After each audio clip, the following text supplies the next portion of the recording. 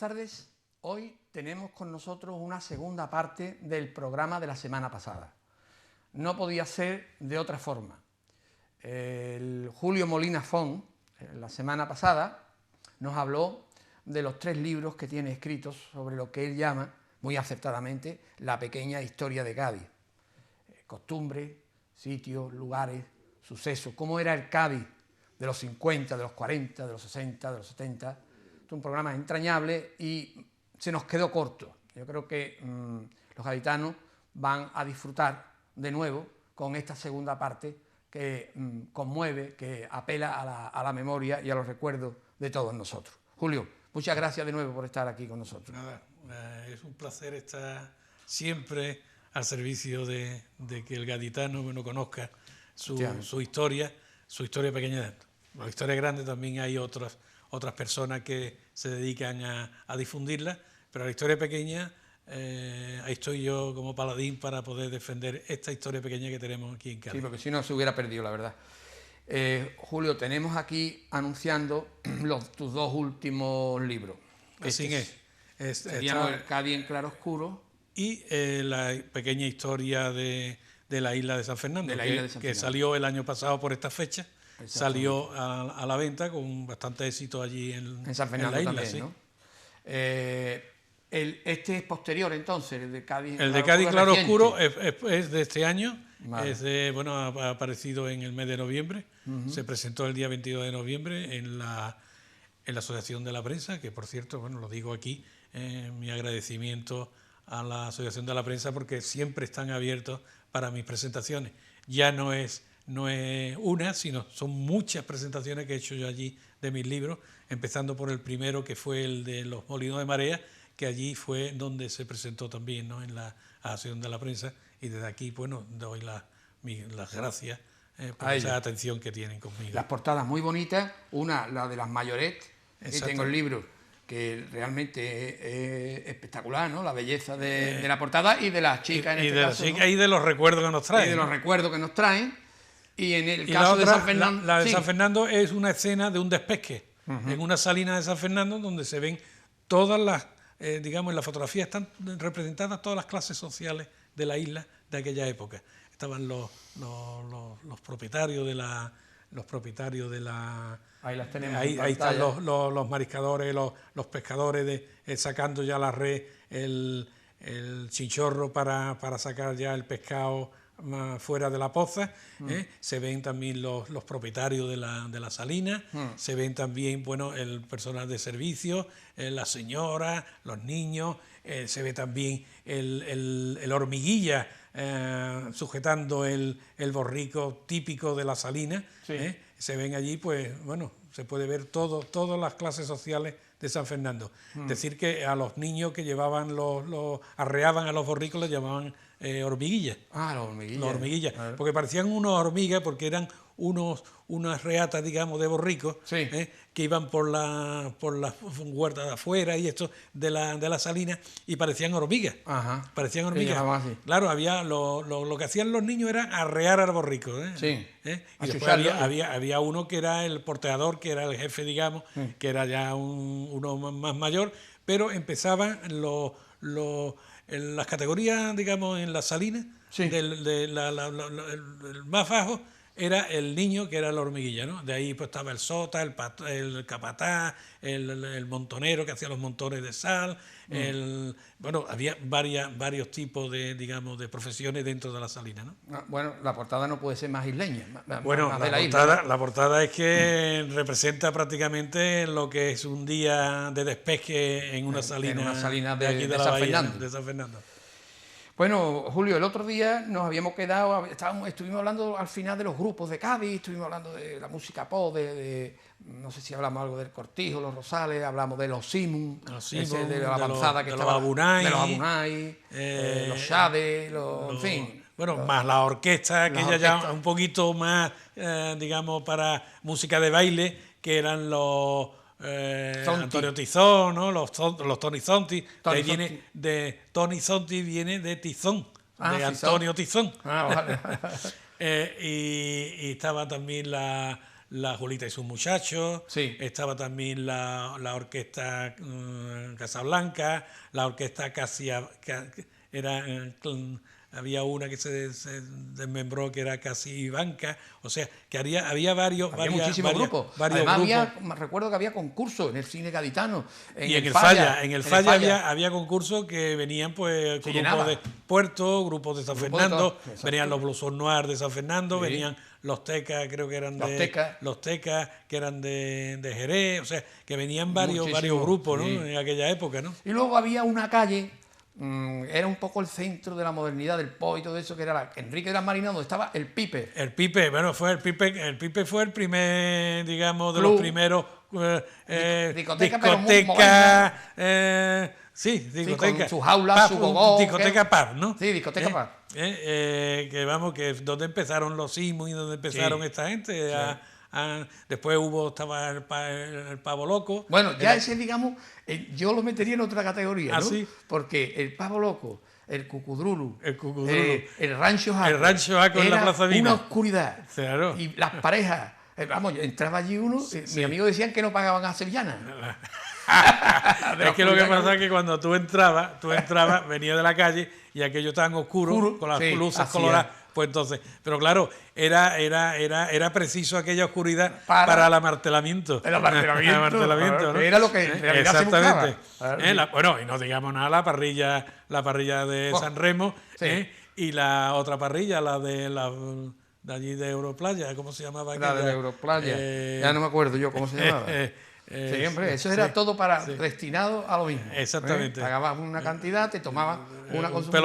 Un pelotazo. Y ya está, pero lo del pelotazo era lo de menos. Sí. Lo que iba uno a lo que iba. Exactamente.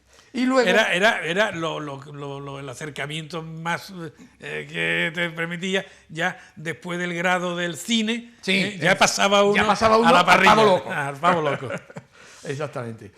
Y luego otros tipos también de divertimento, ya estos de otro carácter, que son el Pai Pai y el Salón Moderno. Son cabaret, podemos decir que son cabaret. Eso era ya la sala de fiestas, las típicas salas de fiestas, que en todos los puertos, digamos, de mar, pues tenían que tener. Pero el Pai Pai era especialmente conocido en España entera. El Pai Pai, bueno, es que el Pai Pai era tenía el Pai Pai.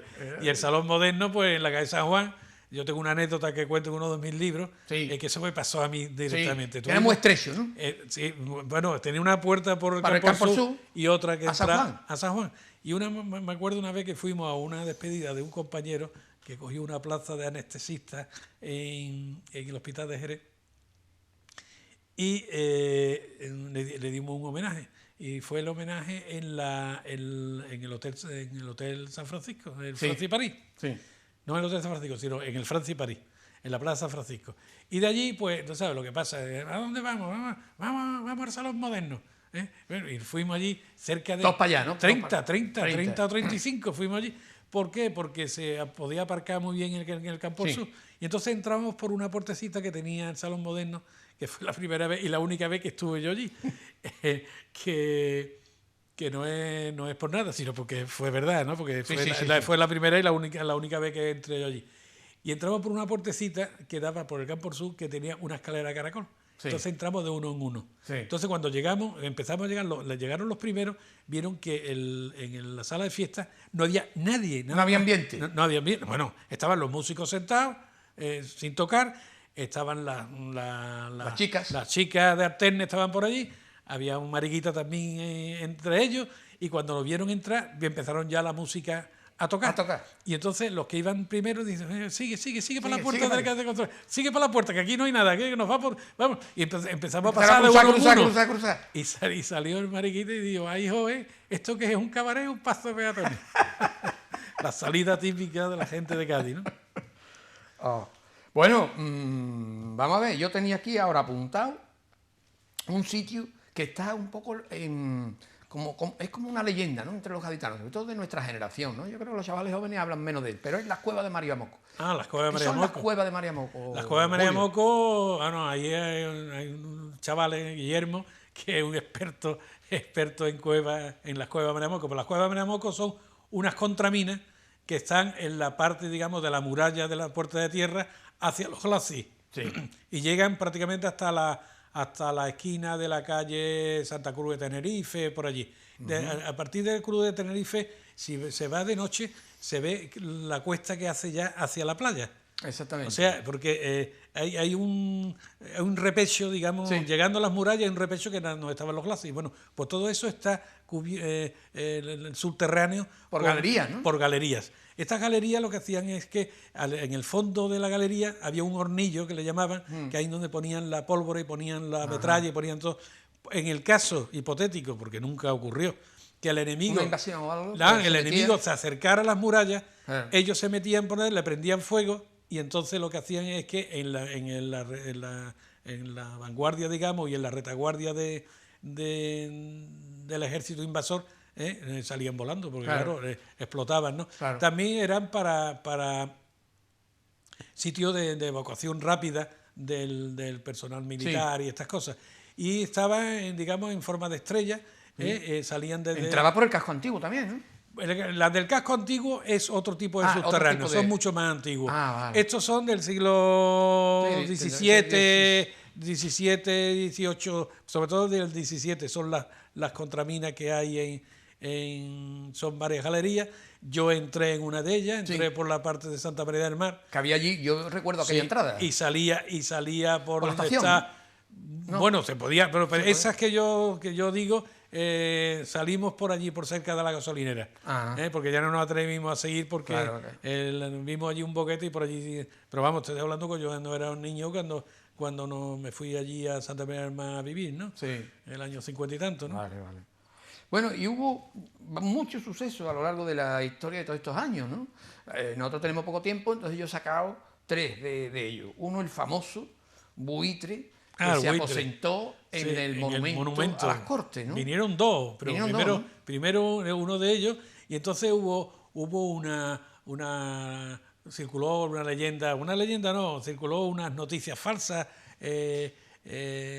por Cádiz de que el buitre pues se comía a los gatos, se llevaba a los gatos, pero que lo mismo se podía llevar un gato que se llevaba a un niño pequeño, porque como era un buitre muy grande, entonces las madres pues dejaron de ir a la Plaza España y a los alrededores porque le tenían miedo que el buitre viniera y se llevara a un niño, ¿no? Entonces un cazador, un tal Ayelí, de la Peña Cazadores, que estaba en la calle Javier de Burgos, ¿no? La Peña Cazadores siempre... No, en la Javier de Burgos estaba la de pesca. En la de Cazadores siempre en San Francisco. Es verdad. Hasta ahora que se ha ido allí a las murallas de San Carlos. Pues de un tiro certero... lo mató. Primero le tiraron unos tiros de perdigones y eso para que levantara el vuelo el buitre. Porque como buen cazador quería batirlo... Cafarlo en vuelo. En vuelo, ¿no? Y entonces de la esquina de la calle... de la avenida allí pegado a la Diputación junto a la calle Antonio López, allí se apostó y de un certero tiro, bueno, acertó y le pegó al buitre y cayó. Y luego vino el carnaval. Empezó a dar una vez herido, no cayó inmediatamente, sino fue dando vueltas hasta que cayó muerto ya. Y tuvo muchísimos años en la Peña Cazadores disecado. Allí cuando tú entrabas en la Peña Cazadores, en un arco que tenía para el bar, allí estaba colgado el buitre. Lo que pasa es que, claro, con el tiempo pues, se apolillaría, porque eso se apolillan mucho los buitres, los pájaros disecados, ¿no? Fue motivo, por supuesto, como no podía ser menos, de todo tipo de coplas de carnaval. La más famosa, la de Paco Alba, el buitre que vino acá en el monumento. Y bueno, otra historia que tengo que a mí me impactó personalmente cuando era pequeño, que fue aquel cubano que llegó a Canalejas, se metió en una urna, ¿no? Y hizo huelga de hambre. Huelga de hambre contra la dictadura de Fidel Castro. De Fidel Castro. Y allí estuvo muchísimo tiempo, cerca de un mes, que yo no sé, nada más que bebía agua, dice. Yo no sé si ¿cómo? Exactamente. Si le daban un poquito. No lo sé. No. Lo que sí es verdad que le pusieron una cadena con unos candados. Y las llaves las tenían. Y las llaves las tenían uno en el Diario de Cádiz, otro en otros sitios. Y yo lo que no sé es la verdad. Lo que sí es verdad es que cuando lo sacaron allí tenían el tío, seguramente sería del Español, porque estaba allí pegado al Español, le vendría una bocana de cazón en adobo. De pescado frito. Y no vea el pobre lo que tuvo que pasar allí, ¿no? Sí, se desmayó.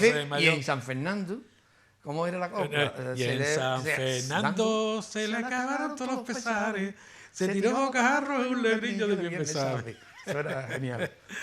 Y el que lo tuvo el forense fue don Antonio Acevedo, el forense, sí, fue el que lo estuvo viendo. Hombre, aunque era forense, pero vamos, estaba vivo el tío todavía, pero fue el que certificó las condiciones que estaba tanto antes como después de la huelga de hambre, ¿no? Bueno, y una historia ya muy reciente que ha dado la vuelta al mundo prácticamente y que yo creo que ya hay pocos gaditanos que no la conocen, que es la historia del perro Canelo, ¿no? Ah, Canelo, hombre, Canelo fue una historia muy entrañable. Vinieron muchas televisiones del mundo a hacerle reportajes. Yo lo recuerdo de haberlo visto. Sí. Bueno, yo creo que todos los gaditanos, no solamente los somos mayores, sino porque esto ha sido muy reciente. Fue muy reciente, ¿no? En los años 90. Y fue donde se demuestra la fidelidad que tiene un perro, un animal, con su amo, ¿no? Sí, lo esperó años. Pues años, 12 años creo que fueron. Ya murió porque ya el pobre estaba que no podía. Y medio ciego, deambulando un día por la avenida, pues lo atropelló un coche y allí lo dejó al pobre. Pero vamos, yo creo que sería un ejemplo para muchos humanos, ¿no? Sí, es lo verdad, que hizo ese perro, ¿no? Tiene su calle y su monumento, su pequeño monumento. Exactamente, su placa en bajo relieve, en bronce, que ahí estará para generaciones venideras que sepa lo que hizo ese perro con su amo, ¿no? Bueno, de personajes podemos hablar hasta el infinito, tenemos que seleccionar. Yo me sorprendían especialmente la Cirila y el Cubanito. La Cirila era un espectáculo. Dos personajes que yo creo que todo Cádiz lo recuerda, ¿no? El Cubanito y la Cirila La Cirila se paraba. La Cirila la paraba. Llevaba un pasito, era muy bajito. Llevaba un pasito muy lento. Como de horquilla. Con los pies muy juntos y las piernas muy juntas, siempre con un canasto. Siempre llevaba, y mirando muy... Porque era una persona presumida, ¿no? Sí, presumida. Y se tomaba 2 copitas y se venía arriba. Y cuando veía, él se deslocaba con los estudiantes. Sí. Eso le encantaba. Sí. Y todos los estudiantes lo querían mucho, pero se paraban con él. Porque no se vendían con él. Era un cachondeo, pero un cachondeo, digamos, sano, ¿no? Y siempre decía lo mismo. Adiós, Cirila. Se presentaba y decía, perdona, muñeco, que estoy hablando con este caballero. Soy reina y señora como Isabel la Católica. Soy de Organdil y no me arrugo. Eso eran las frases típicas que decía la Cirila. La Cirila que se hartaba. Sacada, extraída de un cuadro de Pitti Grilli. Decía, yo no sé ni quién era Pitti Grilli. Se hartaba de limpiar casapuertas. Sí. Yo me acuerdo que estaba yo en una academia para clases particulares en la calle Fernán Caballero, la de Antonio Caballero, y Rodríguez Caballero, Antonio Rodríguez Caballero. Y pasábamos y siempre estaba limpiando una casa puerta de allí. Y un amigo mío, Rafael Carrasco, Molina Carrasco, siempre se metía en el buen sentido con él, ¿no? Le daba mucha confianza. Y entonces se quedaba allí hablando con él. Y digo, ten cuidado que un día esto nos va a coger en medio de la calle, ¿verdad? Tú... no pasa nada. Un día por la calle con un y dice, chiquillo, ven para acá. Y todos los dos cortados por meternos con él. Bueno, el Cubanito, además que se movía en ambiente flamenco, el Cubanito, siempre bien vestido. Que ahora que aprovecho, en el libro dije que le llamaban el Cubanito porque vendía puros cubanos. Pero en realidad lo que vendía... No, el cubanito, le llamaban el Cubanito porque nació en Cuba. Nació en Cuba. Vale. Eso me lo comentó su hermano Ramón, que dice que me lo... Y tenía pinta de cubano, además, moreno, con el pelo negro. Bueno, él nació en Cuba. Cuando murió su padre, su madre se vino para Cádiz. Después se casó aquí, también tuvo otros hijos aquí en Cádiz. Pero el Cubanito era cubano. Por eso llaman el Cubanito. Además de vender los puros cubanos que vendía. Puros cubanos, pero especialmente lo que vendía eran los preservativos, que decía que lo traía de Libertad, y se lo compraba a Joaquín Díaz Revilla en el almacén que tenía en la calle Sacramento, que tenía el almacén en una covacha que tenía al lado una asesoría en la Casa Socorro, en la calle de Humeda, ahí donde metía todos los... porque Díaz Revilla suministraba lo de confeti para las fiestas, Sí. entonces no existía el millonario todavía. Ajá. Y los globos y todas estas cosas las vendía en el almacén que tuvo Pedro. Sí. Pedro el del balón. Bueno, pues también, allí es donde compraba los preservativos, pero él decía que los trae de Libertad. Y decía, anda que los vende picados. Los vende picados, y la gente decía que los vendía picados. Los embarazos de Cádiz, la Son mitad del son cubanito. de oíno y la otra mitad del cubanito por vender los preservativos Era un picados. flamenco, ¿eh? Muy bien. Además, siempre con corbata, chaqueta, Corbata, su chaqueta, gabardina. maqueado. Más que gabardina, lo que llevaba era un comando, ¿te acuerdas? Sí. Los comandos eran distintos a la Distinto gabardina. a la ¿no? gabardina. Y Su puro. Y su puro, y además Y su muy bien sombrero, peinado. ¿no? A ver, algunas veces creo que llevaba sombrero, pero otras vamos, veces muy no, bien peinado, muy bien con peinado. mucha brillantina. Con mucha y muy, brillantina. además conocía y tenía una delicadeza con la gente Sí, horrorosa porque sabía estar. Sabía O sea, estar. de estas personas que sabían Sabía estar. tratar. Siempre llevaban los paquetitos hechos ya. Él Sí. nunca se veía ningún tipo de... Sí. de No, sí, de maniobras raras, de nada. sacar, de Siempre entrar. lo No, llevaba toma usted. empaquetado todo. Toma. No solamente eso, sino llevaba también perfume. Sí. Y colonia Sí, también vendía. también vendía. Con lo cual, el que le compraba un paquetito no sabía Sí. si era colonia, eran puros o era a lo que estaba acostumbrado a vender, ¿no?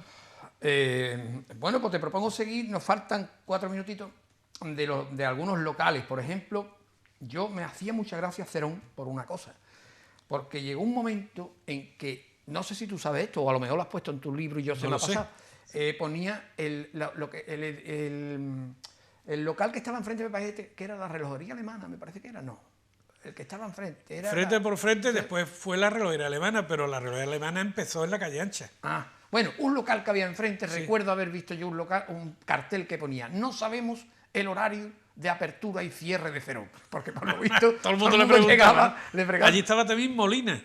¿Quién? ¿eh? ¿Molina quién era? Molina era una tienda que vendían abanicos, vendían... Sí, es verdad, es Almacenes verdad. Molina, es verdad. No, Molina exactamente. estaba Solve, estaba Molina, después tuvo la relojería alemana, Sí. y después tuvo el Eco de París. El Eco de París.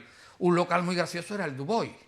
Hombre, Dubois con la foto. Con la foto que Chiquitito. tenía. Sí, le tenía la fotografía, que todavía creo que están detrás de la marquesina que tiene, están todavía la fotografía aquella que eran de muecas. Era él mismo, pero haciendo muecas con la cara, que era muy... Pero ¿Era chico el local? ¿Era chico también? el bueno, señor chico Dubois? tenía mucho fondo. Tenía fondo. Tenía fondo, donde tenía el estudio, ¿no? Sí. Lo que familia pasa entrañable. que...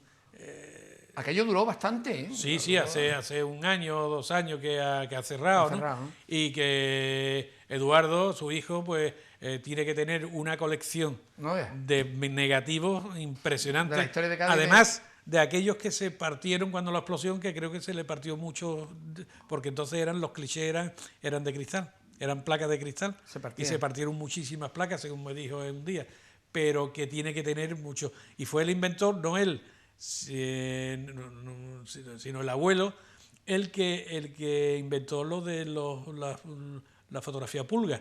Ajá. Que eran una fotografía Quita. muy chica, redondita, eran cuadradas por fuera, pero redondo lo que era la imagen, y que en todas las casas había una fotografía pulga de esa, ¿no? Yo recuerdo que en mi casa la teníamos. Julio, me ha llamado la atención que te fijaras en la Academia Marcela Blanco, porque es una academia que a mí allí me puso mi padre para aprender a mecanografía. Yo sé mecanografía ciego con una rapidez espeluznante, y fue allí donde... ¿En Marcela Blanco? Y claro, ya me he enterado de toda la historia. Toda la historia de Empezaron Marcela desde Blanco, el me la ha siglo... contado su hijo Núñez, Pepe Núñez, que murió la madre en el parto de él, precisamente. Sí. Y luego y el padre era ciego, ¿eh? El padre era ciego. El padre era ciego. Y era profesor también, ¿no? Sí, profesor de matemáticas, ¿eh?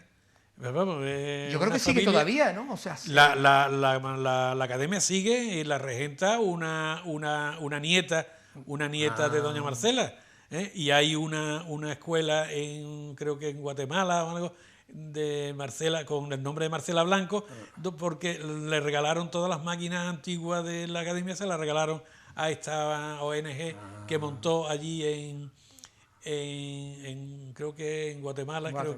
que montó una academia para gente. Era una preciosidad, todas las máquinas. También en el Centro de la Mujer en el Palillero, sí. Creo que también hay una sala que se llama Marcela Blanco. En honor a ella. En honor a ella. Hombre, fue una academia que pasó medio Cádiz por allí. Y sobre todo eso, cuando pasaba, escuchaba el tecleado de la... Sí, es verdad. Y sobre todo el olor a la tinta de la cinta. Es verdad, es verdad. Bueno, Julio, me dicen que vamos a ir un momentito a publicidad y enseguida seguimos recordando las cosas de Cádiz de aquella época.